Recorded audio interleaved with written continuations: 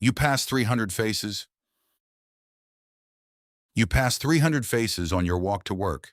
You don't look at a single one. Your eyes slide past them like they're furniture. But your brain is doing something strange underneath that blank stare. It's working harder to ignore those people than it would to greet them. And the real answer for why you do this is far stranger than simple rudeness. For almost all of human history, you never passed a stranger, not one. Every face you saw belonged to someone you knew, someone your parents knew, someone who would remember your name at your funeral. Your brain was built inside small bands of people, rarely more than 150 of them. That number isn't a guess. The anthropologist Robin Dunbar spent years studying primate brain size against group size. Beyond that number, the social bookkeeping breaks down. You stop remembering who owes who a favor. You stop knowing who's trustworthy and who isn't. Now think about your city. Think about the last train you rode. Hundreds of strangers, sometimes thousands, packed into spaces your ancestors never imagined. Your brain has no folder for these people. It never evolved one. So what does it do instead? It shuts the door. In 1970, the psychologist Stanley Milgram gave this shutting down a name. He called it the urban overload hypothesis. Milgram argued that city dwellers aren't colder people by nature. They're overwhelmed people. Too much sensory and social information arrives every single minute, and the brain has a finite budget for processing it. So it triages. It decides which inputs matter and which get filtered into background noise. Strangers become background noise. Not because you don't care, because caring about all of them at once, all day, would break you. Here's the part that should stop you. This filtering isn't a personality flaw picked up from modern life. It's a survival mechanism doing exactly what it was designed to do.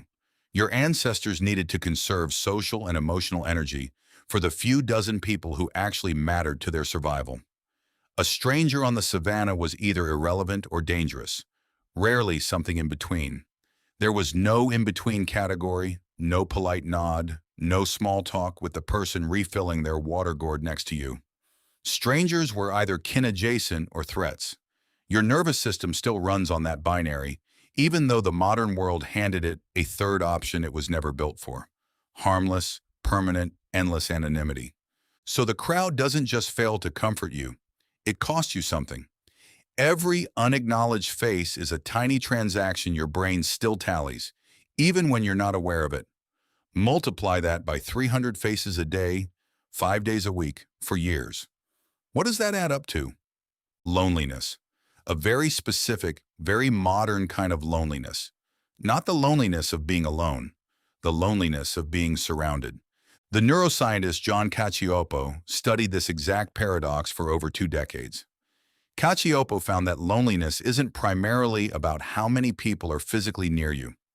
It's about the mismatch between the social contact you're wired to expect and the social contact you're actually receiving. He described loneliness as a biological alarm, not unlike hunger or thirst, evolved to push isolated individuals back toward the safety of the group. In a small ancestral band, that alarm worked perfectly. Feel disconnected, seek out your people, reconnect, alarm turns off. But in a city of 8 million, the alarm never turns off. You are, in the most literal sense, always near people. Your alarm keeps ringing anyway, because nearness was never what it was measuring. It was measuring belonging. And belonging, the kind your ancestors had by default, is exactly what a crowd of strangers cannot give you. Think about what belonging used to look like. Every person you'd passed 100 times before. You knew whose child that was. You knew who had helped your family through a hard winter. You knew who to avoid and why. That web of familiarity did something your modern commute can't replicate. It lets your nervous system relax. Constant recognition, constant small acknowledgments, function almost like a drug your ancestors got for free, all day, every day. Now that drug is gone, and your body still craves the dose. This is why a single genuine conversation with a stranger, a real one, tends to leave you feeling unexpectedly good, even if you're an introvert who claims to hate small talk. Researchers at the University of Chicago ran a simple experiment on commuter trains, instructing one group of passengers to talk to a stranger and another group to sit in their usual silence. The group told to connect reported a more pleasant commute than the group told to stay quiet, and most of them had predicted the opposite result beforehand. Your instinct tells you strangers are a threat to your peace. Your actual biology says otherwise.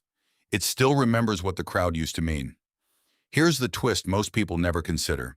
Cities didn't make you antisocial. Cities made your ancient wiring collide with a scale it was never designed to handle. You are not broken for feeling disconnected in a packed subway car. You are running software that is, in evolutionary terms, still being tested in beta. 150 faces, it handles beautifully. 15,000 faces a week, it was never given the manual for. And so you adapt the only way an overloaded system can.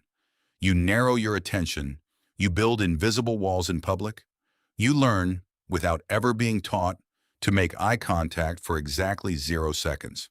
Sociologists call this civil inattention, a quiet agreement among strangers to acknowledge each other's presence without acknowledging each other's personhood.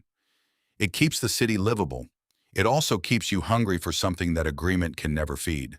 So what do you do with that hunger? You don't need to greet 300 strangers a day. Your brain couldn't handle that any more than it could handle a village of 300. But you do need pockets of real recognition. A regular coffee shop where someone learns your order. A neighbor whose name you actually know. A handful of relationships that get revisited, week after week, the way your ancestors revisited theirs around the same fire. Dunbar's number isn't a cage. It's a description of what your nervous system was built to expect. Feed it, even a little, and the alarm quiets down. Notice, next time you're in a crowd, what you're actually feeling. Not irritation, not indifference. Underneath both of those, a much older signal, quietly asking the same question it has asked for 200,000 years. Who here belongs to me? You pass 300 faces on your walk to work. You still don't look at a single one, but now maybe you understand exactly what that costs you and exactly what your oldest self is still, patiently, waiting for you to notice. That's the story hiding in your everyday. See you in the next one.